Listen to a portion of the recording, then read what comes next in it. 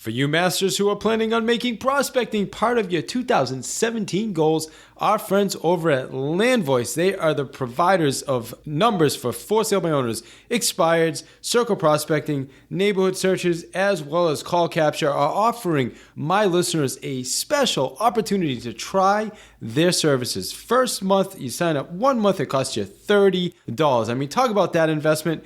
$30, try it out. If you love it, you keep going. If you don't, then you move on. Another thing, their whole bundle, guys, is a $1,400 a year investment. Through the end of the year, they're offering it for $699. That's right, $699. So if that's part of your 2017 plan, right away go to davidihill.com, click the blog link, go down to the blog, and you'll have all those links so that you can take advantage of these great opportunities. Get ready for one more sale, inspiring you with ideas through powerful and engaging interviews with top performers of their field. Now, join us as we discuss techniques and strategies of the coolest and most successful people on the planet.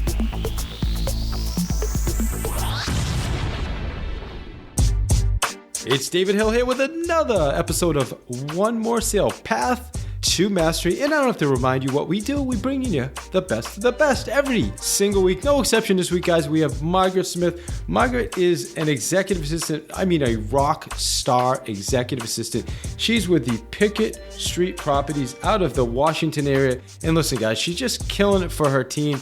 And not only that, but she actually makes hires for her team.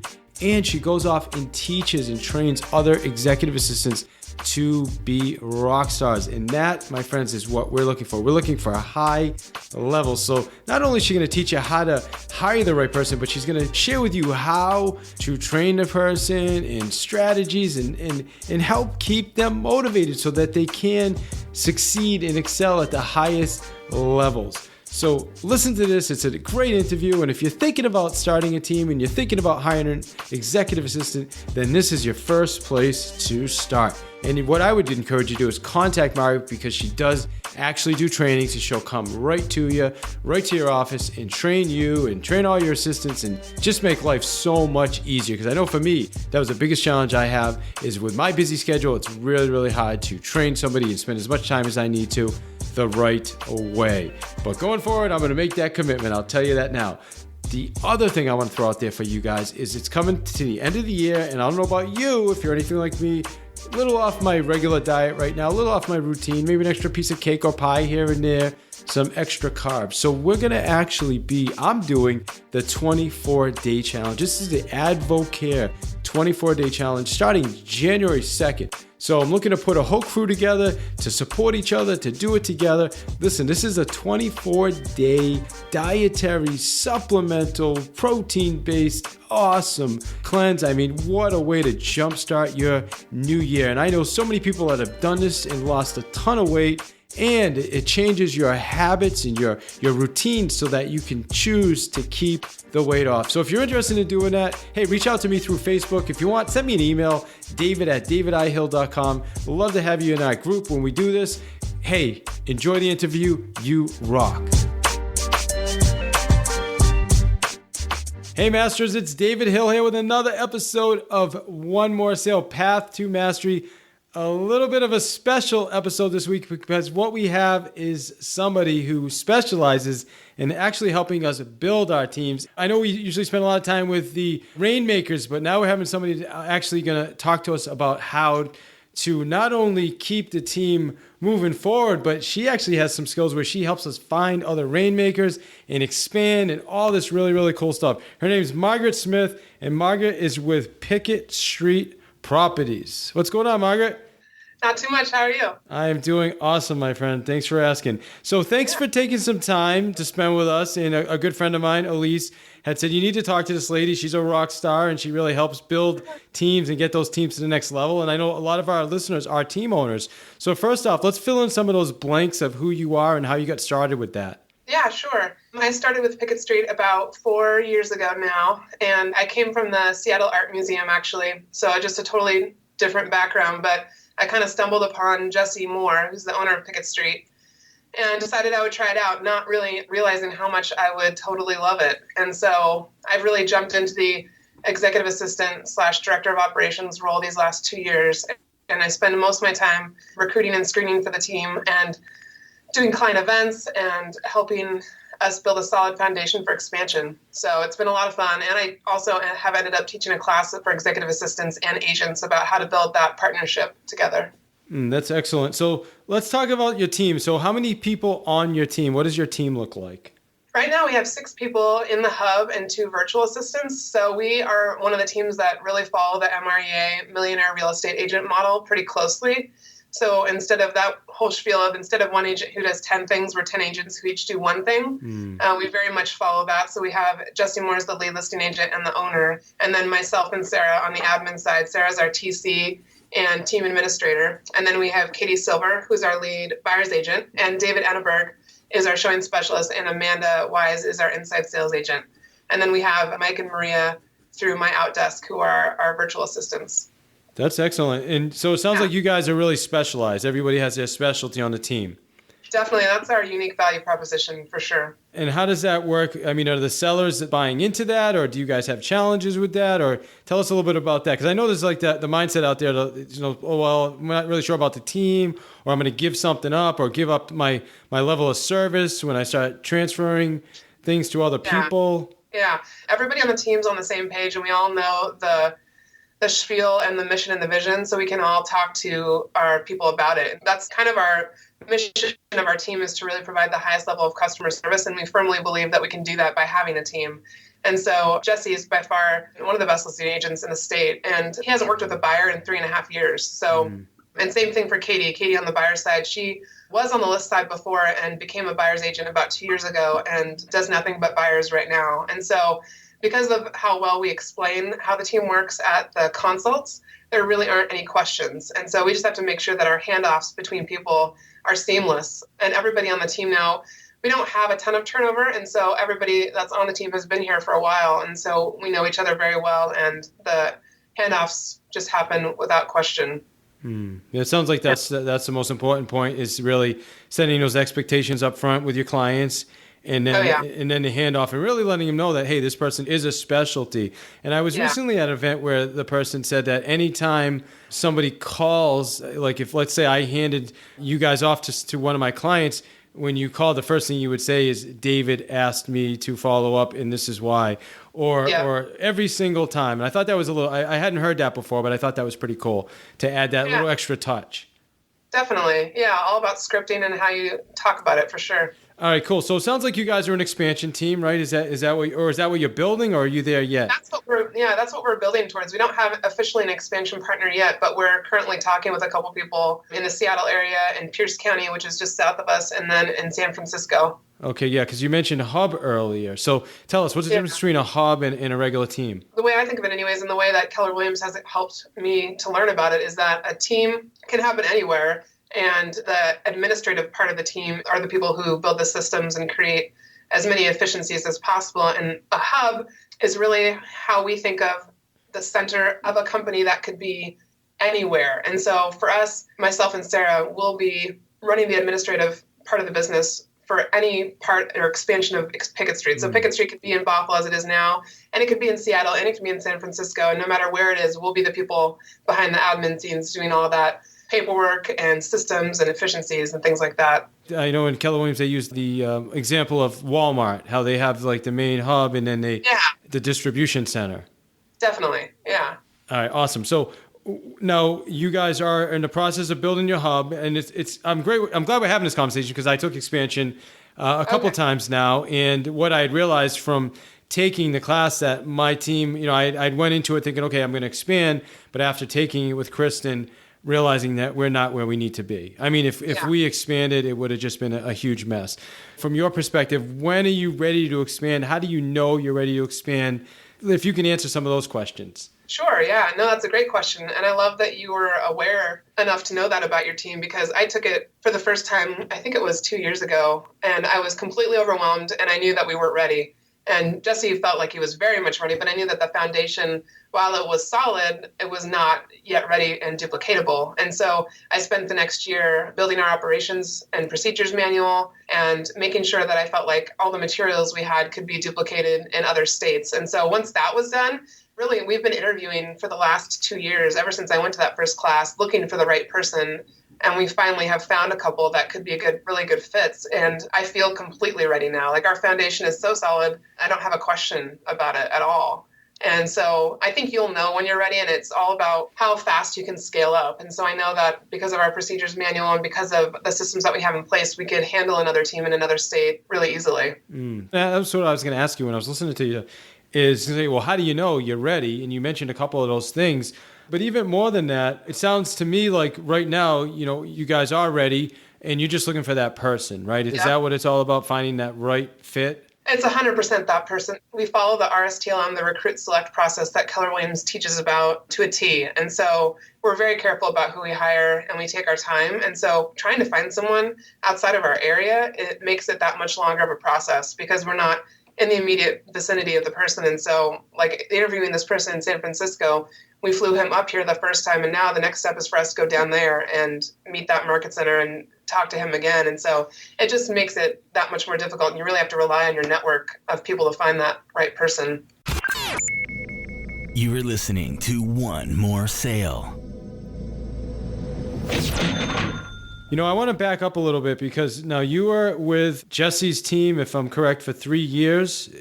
4 years. 4 years. Okay. Now, and you've, for the last year, been in this new role. Really, like the last 2 years, probably. Okay. Yeah. Okay. Awesome. So, that's high level stuff. And I know one of the challenges we have is, we hire people to come in as executive assistants or maybe just assistants and run our team.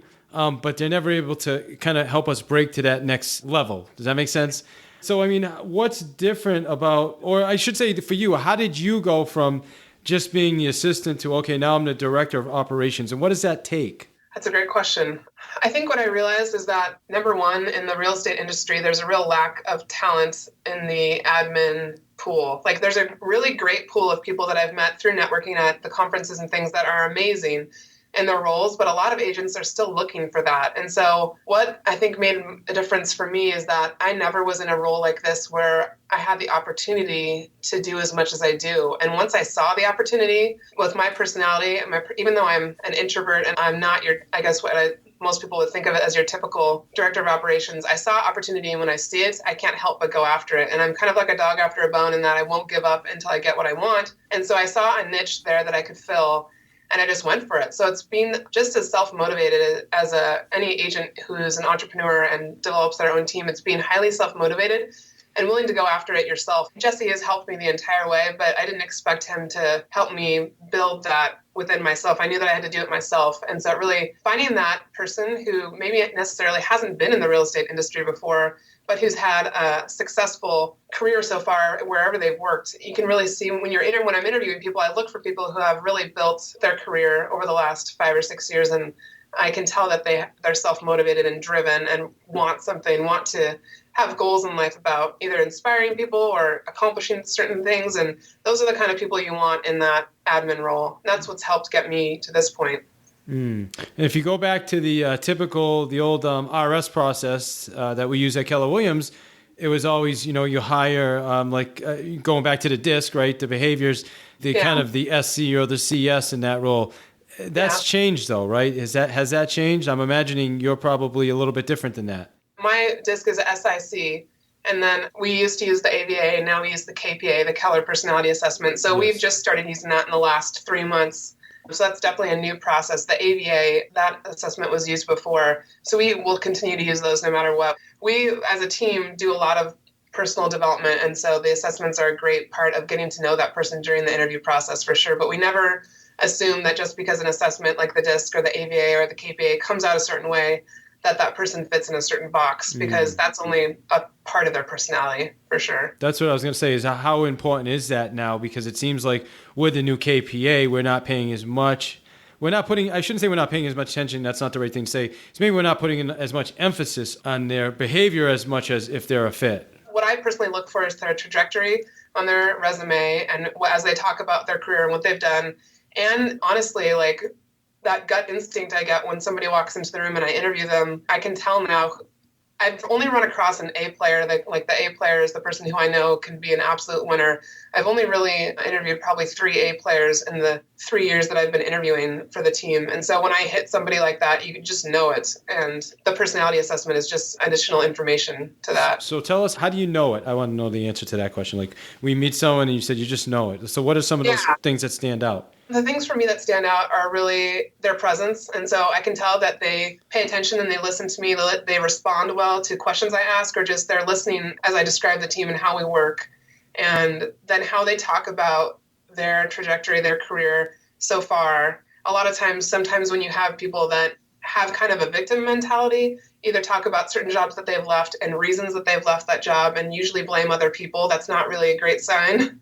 But there's a confidence about them, and then they're very aware of themselves and what their strengths and weaknesses are, and they talk openly about that. We never advertise for a specific position, so when people come in to interview with me, they have no idea what they're interviewing for, because really, I'm not interviewing them for a specific position. I'm just trying to figure out who they are as a person and where they would fit in, and if we have a need for that. And so because I leave it open like that, they really are more willing to talk about themselves freely. And so they talk about their trajectory, they talk about what their goals are.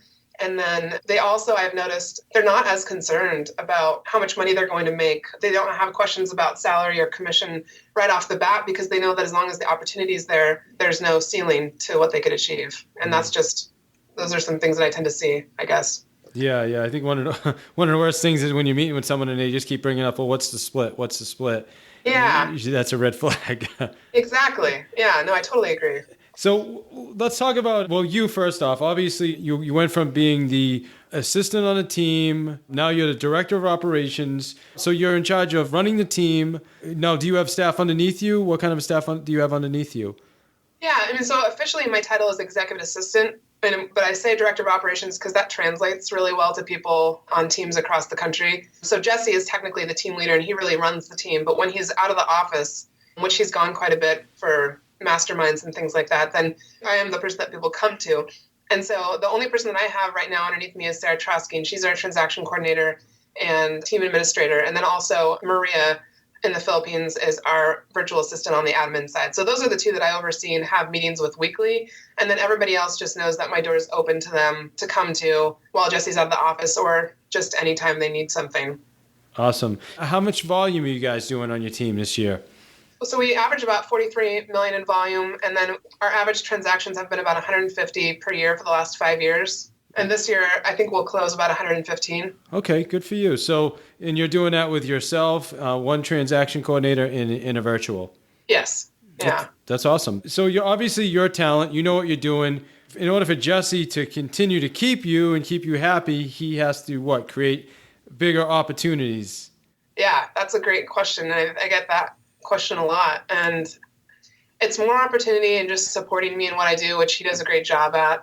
I'm a fairly shy person, but even though that's a characteristic of mine, I still really love to teach and I love to help people. And so pushing myself to go out there in front of people and do webinars, or right now I'm organizing a retreat for admin in the Northwest, do stuff that's out of my comfort zone. That's really the biggest way he can help me to grow. And so he knows that and understands that and knows that I love to learn, and I have to constantly be pushing myself. If I get too comfortable, I won't be happy. So he knows that.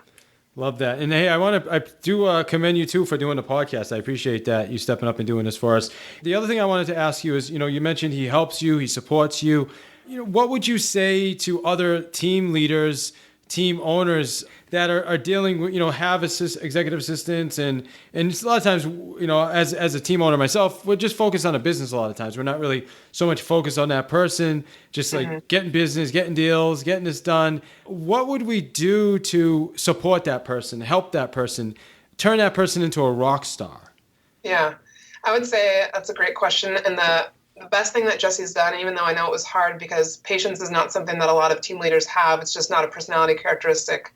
Because of the time that he spent with me in the first 2 years, that was my time when I really was getting to know the business, getting to know real estate. And because of the time he spent with me, he gets to spend way less time with me now. And I don't need him as much now. Because of the time he spent with me, I can now build the business and he doesn't have to as much anymore. So talk to us about that. Well, what kind of time did he spend with you? Tell us, what does that look like?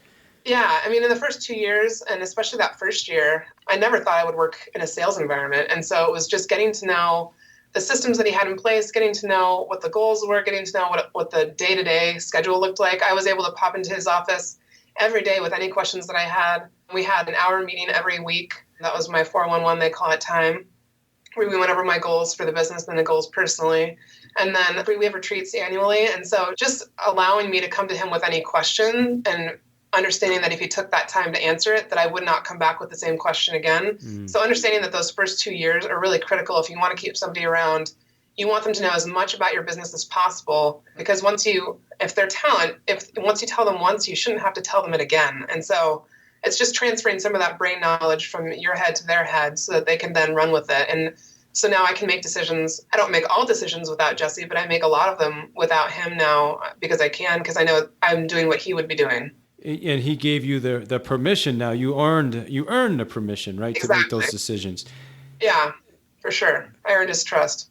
Absolutely. And so what kind of time now does he invest with you? Do you guys still have formal meetings, or probably obviously less frequently?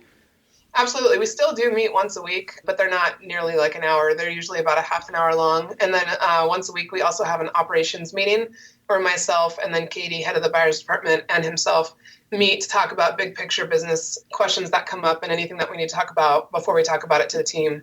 Okay. The other thing you're doing, Margaret, is you're training other executive assistants, correct? That's a business that you've created. So it's not necessarily a side business or anything. It's something that I've just ended up doing through this process, through networking. And so it's not something that I do full time or anything like that while doing this. Like, just for example, the other day I had a half an hour phone call with a girl from Canada who's having some problems. And that's just something I did for her. And then I'm organizing a retreat in January where we'll spend 2 days with 22 different admin from around Washington, Oregon, Alaska, and Pennsylvania, like people from all over that are coming just to mastermind and so stuff like that. So it's nothing that official, like I don't have my own side business or anything, but between that and my class, I end up doing a lot of training. Yeah. That's great. So tell us more about the retreat, because I'm sure some of our listeners, including myself, would love to get our assistants out there. Oh, yeah. Well, as of now, it's actually sold out. Okay. Got it. All right. Well, good for you. I just decided I was having happy hour with a couple of admin, and we were talking about how I have a networking group that I started about a year ago now, and I was realizing that we were meeting quarterly, but there weren't really very many of us because it's hard to get people away from their desks right after work or at 5 o'clock. And so we need more time together in order to make an impact. So one of the girls that we were sitting with was like, well, why don't we have a retreat? And I thought, oh my gosh, why didn't I not think of that sooner? And so I happen to have a friendship with Susan Scott, who wrote the book Fierce Conversations. I don't know if you've read that. Yeah, absolutely. Yeah, brilliant. Yeah, it's an awesome book. And so I emailed her and I said, by any chance, would you be willing to come and talk to a group if I got a group together in January? And she said yes. And so she's going to come and speak for 3 hours for half the day. And then Elise Touche is going to come for the second half of the day and do a why workshop with us. And so it's awesome. It's really exciting. It's developed kind of out of nothing. And so we're going to spend 2 days at a house, masterminding and just doing a lot of personal development. And man, I want to come to this event, man. Can I come? I mean, you know what, David? I would be totally okay with that. Yeah, that's awesome. That sounds like something I should be at. I'll catch you after the podcast. So what advice would you have, for those administrators that are listening to this that are ready to, make a transition or take it to the next level, or maybe are stuck somewhere? Like, not just us communicating with them, but how do they communicate to us as well? Because I think sometimes being in that less assertive behavior mindset, they maybe aren't gonna share their feelings or thoughts as much as they probably should. And the number one thing that helped me, because Jesse will say this too, in the first 2 years, it was definitely a struggle. He's a very assertive, fierce negotiator, and I would have nobody negotiate the sale of my house beyond him. But sometimes that's hard to turn off when you're talking with just normal people. And so I actually got the help. Actually, Elise ended up coaching our team for a little while during that time. And so she did a couple sessions with Jesse and I and helped kind of mediate some tough conversations that we had to have. And so I would say, beyond anything, coming from someone who's more of an introvert and shy and not very assertive at times, I've really grown a lot in that you just have to take hold of it. And if you want it bad enough, ask for help. And so there's a lot of coaches out there like Elise in different parts of the country that will help you. And so I just have to say, real estate's a got a massive opportunity in it for admin, massive opportunity. And so, I encourage people to reach out to me, and I can try and set you up with the right person to talk to, but there's a lot of people that will help. And so I just encourage people to talk about it and don't give up on the opportunity that's within Keller Williams and within real estate in general. I love it, my friend. And I'm going to have Mary Kate, who's my assistant, reach out to you right away. So okay. How do we get in touch with you? You can always email me, Margaret at PICKETTStreet.com, or find me on Facebook. I'm very active on social media for sure. Okay, great. What didn't I ask you that I probably should have asked you? I think probably the biggest question I get when I teach my class is about salary, because a lot of agents are hesitant to hire people because they don't want to pay for them. And so I talk openly during my class about how much I made when I first started and how much I'm making now. And Jesse's very generous with bonuses and things like that. And so I'm very open to talking about my salaries. And it also depends on, of course, where you're at in the country and what it's like there. But I would say don't be afraid to look for talent and understand that you're going to have to pay above minimum wage to get somebody who's going to change your business in a big way. So don't be afraid to talk about it, and don't be afraid to reach out to myself or other admin and talk and ask questions about salary specifically. So since you brought it up, let's give us an idea. What are we looking at for a range? Is it $30 an hour, $25 an hour plus? What should somebody in that role be making? Yeah. So I can tell you from the Seattle perspective, I started out at $35,000 a year, and with the promise that I would get to 50 within 18 months, which I did. And now I'm at 58,000 with bonuses. And bonuses with Jesse are great because they don't come quarterly. There's not a schedule to them. It's when I accomplish new things within the business, or when I take on new pieces of business for him and help him integrate them into Pickett Street. And so he really bonuses on performance, which is fabulous. And he also does things like pay for my phone bill. He pays for me to go to conferences. He's seen the benefit to me going to those things, and he calls me his notebook in a nice way. Like, things don't get done, things don't get implemented unless I'm with him. So he's very generous with that because he knows that it pays off for him in the end with the business. Wow, that's amazing. That's good stuff. So it's more than just the salary, obviously. It's there's the other perks as well. Well, good to hear it. It's been an honor talking to you. And the question I always ask everybody on my podcast is, on our listeners' path to mastery, what is the one thing you want them to take from this episode? I would say don't limit yourself, because I used to do that to myself in the past. And so if there's something you're not sure about or not sure you can do, put those limiting beliefs out of your mind and just try it and go for what you think you want, because a lot of the times you'll be really surprised at what will happen. So yeah, don't limit yourself, and then don't underestimate social media either, because a lot has happened in my career and a lot of opportunities have happened because of social media specifically. Love it, my friend. Yeah, I think a lot of us will definitely limit our potential on what we can achieve. And I think you nailed it. It's just about going out there and giving it a shot and getting outside yourself sometimes. And I did forget to ask you, any book you would recommend and any administrative assistant should read, as well as a team owner, anything you would recommend? 100%. The first one right off the bat is Fierce Conversations by Susan Scott, because it actually gives you play-by-play on how to talk through tough conversations. So that would be my first one. And then Getting Things Done by David Allen is a great organizational book for teams to read. Excellent, my friend. Thank you. And for our listeners, any of those books, you can go to get yourself a free audio download at Audible by going to davidsfreebook.com. Margaret, thank you for your time, and you rock it. Thank you, David. Thank you. You too. If you're anything like me and you love podcasts, I guarantee you're going to love audiobooks. And audible.com is the largest resource of audiobooks. I'm super excited about my partnership with audible.com, where I can offer you a free audiobook. All you have to do is simply go to www.davidsfreebook.com and sign up, and you get yourself a free book. Yes, absolutely free, never charged, no membership. If you love the service, then obviously continue using it, but this is completely free. Again, www.davidsfreebook.com. Get yourself a free audiobook and enjoy.